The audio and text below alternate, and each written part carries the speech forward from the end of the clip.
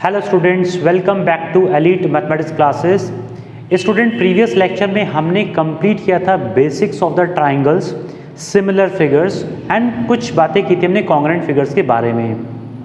आज हम स्टार्ट करेंगे स्टूडेंट आपका मेन टॉपिक जिसका नाम है सिमिलैरिटी ऑफ ट्राइंगल्स एंड उसमें सबसे पहले हम बात करेंगे बेसिक प्रोपोर्शनलिटी थ्योरम की। सो चलिए स्टार्ट करते हैं लेक्चर को।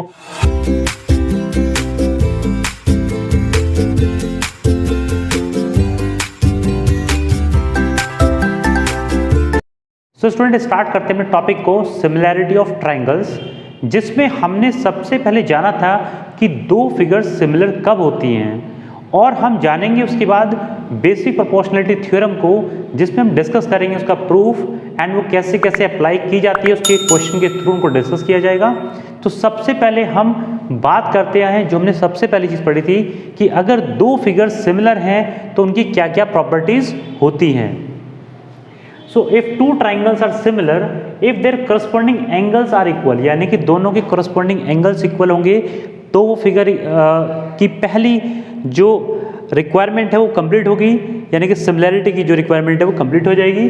सेकंड है their corresponding sides are in the same ratio, और हम कहीं प्रपोर्शन में, सेम प्रपोर्शन में अगर उनकी साइड्स का रेशो होगा, ratio of their side same proportion में होगा, तो अगर दोनों ये वाली प्रॉपर्टीज को फिलफिल करेगी कोई भी फिगर, वो कैसे कहलाएगी? सिमिलर फिगर कहलाएगी।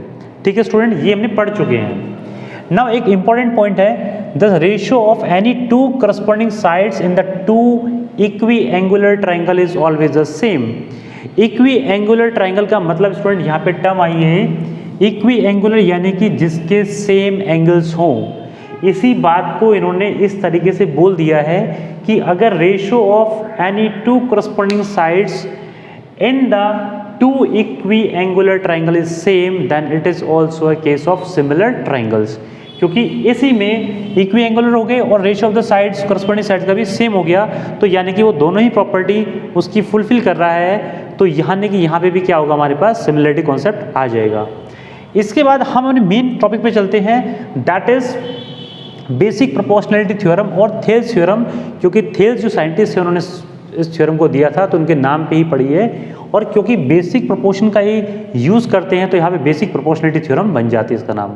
ठीक है स्टूडेंट, क्या कहती है स्टेटमेंट, बहुत ध्यान से पढ़ेंगे और समझेंगे इसको कि कैसे स्टेटमेंट को बनाया जाता है, कैसे उसका डायग्राम ड्रॉ किया जाता है, और फिर इसको सॉल्व कैसे करते हैं इजीली। ठीक है, तो यहाँ पे if a line is drawn parallel to one side of a triangle to intersect the other two side in the distinct point. देखिए, अगर हम एक ट्राइंगल लें ABC, इसमें एक लाइन ड्रॉ की हमने parallel to the one side of the triangle.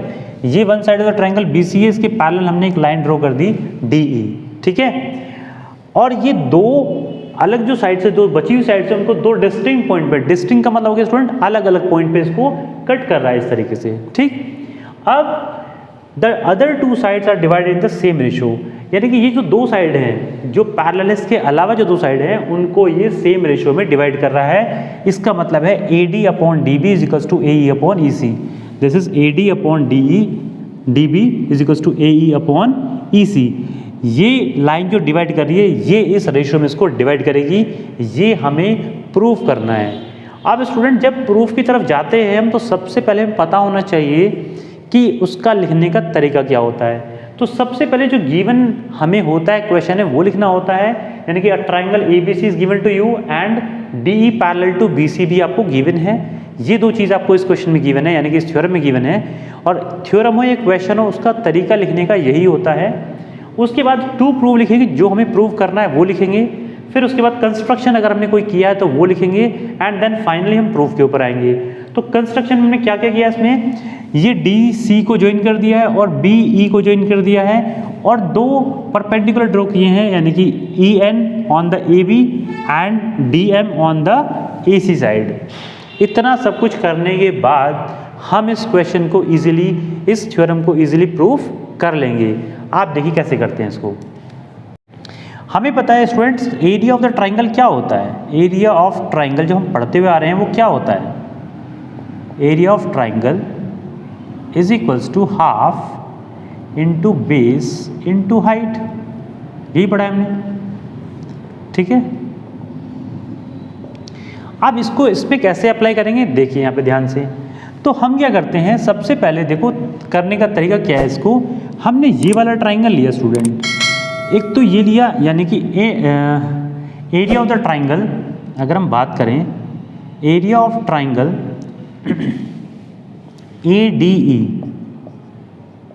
अब ADE की बात करें तो यानी कि हाफ इंटू बेस कितना होगा भाई AD, इंटू हाइट कितनी होगी EN, क्योंकि ये इसके ऊपर परपेंडिकुलर है। सो AD इंटू EN ये होगी आपका कंप्लीट, ठीक, एरिया ऑफ ट्राइंगल ADE। अब जस्ट इसके बाद नीचे वाला ट्राइंगल इसके वाला ये ले लेते हैं यहाँ पे, यानी कि एरिया ऑफ द ट्राइंगल हम निकाल रहे हैं स्टूडेंट, ये इक्वेशन नंबर 1 मान लेते हैं इसको हम, ठीक है। ये इक्वेशन रहने दीजिए इसको, कोई दिक्कत नहीं है। यहाँ पर हमने ये कर लिया। अब हम निकाल रहे हैं area of triangle BDE is equals to कितना होगा, फिर से वही हाफ। इस बार इसमें क्या बेस होगा स्टूडेंट DB, और इनटू हाइट क्या होगी, इस ट्राइंगल की हाइट भी सेम होगी EN, ठीक है, ये EN होगी यहाँ पर। इसका लेने का क्या रीज़न है कि हमने यही दो ट्राइंगल लिए हैं स्टूडेंट्स। तो आप देखो AD यहाँ पे और DB यहाँ पे है, AD और DB हमें कुछ बात बनती नज़र आ रही है, ठीक है। आगे देखते हैं इसको कैसे करेंगे।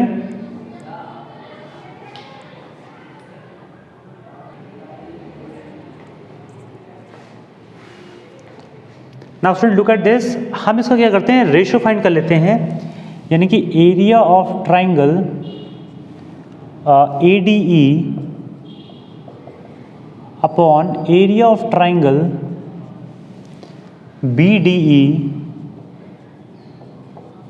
इज इक्वल्स टू कितना होगा स्टूडेंट, हाफ। उसका बेस कितना है भाई AD into EN upon half into DB या BD कहो इंटू EN। अब देखो स्टूडेंट, हाफ से हाफ कैंसिल आउट, EN से EN कैंसिल आउट, तो हमारे पास आ गया ये area of triangle ADE upon area of triangle BDE is equals to AD upon DB, equation number 1। Clear. Similarly हम क्या करेंगे, सिमिलरली हम लेंगे यहाँ पे स्टूडेंट्स एरिया ऑफ ट्राइंगल, हम AED बोल दें या ADE बोलें, कोई फर्क नहीं पड़ता उससे, हाफ। अब देखो फिर से ये वाला ट्राइंगल लिया, लेकिन इस बार हम बेस ये ले रहे हैं AE। So AE into height is DM this time, ठीक है। फिर ले रहे हैं हम एरिया ऑफ ट्राइंगल।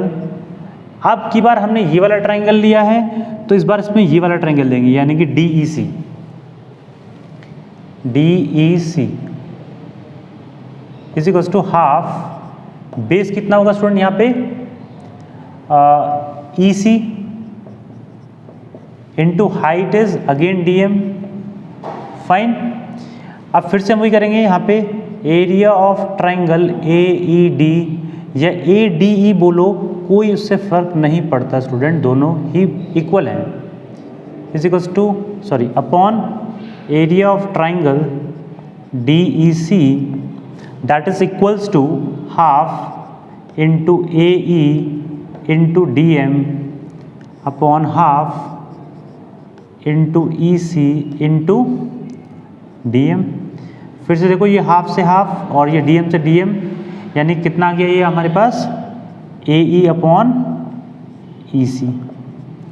अब देखो जो हमें प्रूफ करना है उसमें हमारे पास ये भी आ रहा है और ये भी आ रहा है, कंप्लीट देखो दोनों तरफ आ रहे हैं। लेकिन प्रॉब्लम एक है, अगर ये क्वेश्चन नंबर 2 मान लें इसको हम, तो यहाँ पर एरिया ऑफ ट्राइंगल ADE बोलें, यहाँ पे AED बोलें, कोई फर्क नहीं पड़ता उससे, वो तो दोनों सेम ही ट्राइंगल है ना, उनका एरिया भी सेम होगा। तो यानी कि ये पार्ट तो ठीक है, लेकिन BDE और DEC ये दोनों डिफरेंट हैं, राइट। तो ये डिफरेंट नहीं, बेसिकली दिखने में डिफरेंट है, क्योंकि एक ट्राइंगल ये है और एक ट्राइंगल ये है। और आप देखो तो इन दोनों ट्राइंगल का एक ही बेस पे ये बैठे हुए हैं दोनों ट्राइंगल, है ना। तो हम कह सकते हैं यहाँ पे here area of triangle BDE is equals to area of triangle DEC. And why? Because triangles having same base, Jin triangle में बेस सेम होता है उनका एरिया दोनों का स्टूडेंट्स इक्वल होता है। ठीक है, ये आप पहले पढ़ चुके हैं। ऑलराइट, तो अगर ये ऐसा है देन फ्रॉम 1 and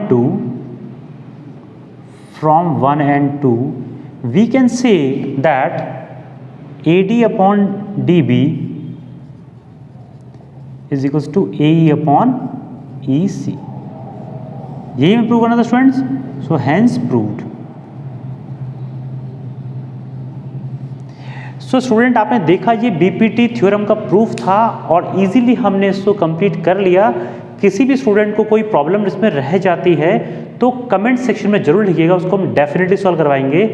और इस लेक्चर में इतना ही करते हैं और मिलेंगे आपसे नेक्स्ट लेक्चर में, डिस्कस करेंगे आपसे application of basic proportionality theorem through the NCERT examples. So उस लेक्चर को मिस मत करिएगा क्योंकि उसमें हम कंप्लीट समझाएंगे कि इसको अप्लाई कैसे करना है। So student till then take care and bye bye.